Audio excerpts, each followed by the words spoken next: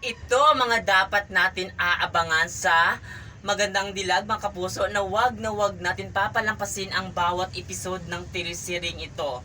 Hindi nga nabuking itong si J. Robles na siya ay si J. Robles sa katauhan ni Greta Vic kaya nagsaya ang ating bida. Kasi marami pa silang plano na gagawin sa paghihiganti ng mga taong abusado, nagmaliit sa kanya at gahaman sa pera. Kaya naman mga kapuso, abangan natin ito kasi unti-unti talaga na mapipilayan talaga ang mga taong ito sa gagawin ng ating bida kasi nga lahat ng mga kinuha at ginawa sa kanila mga tao ito ay ibabalik talaga ni Gigi para maramdaman nila kung ano yung pakiramdam na talagang pinagkaisahan, niloloko at talagang dinadown sa buhay. Kaya aabangan natin yan mga kapuso dito sa Magandang Dilag na wag natin papalapasin.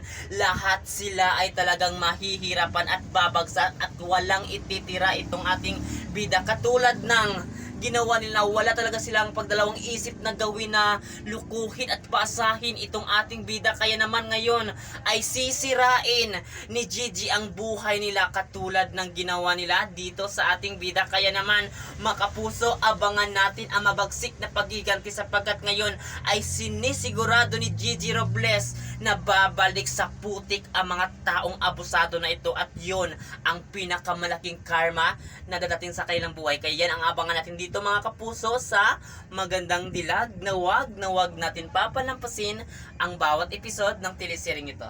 At yun lang mga kapuso, lagi lang kayo makatutok dito. Maraming salamat. Thank you.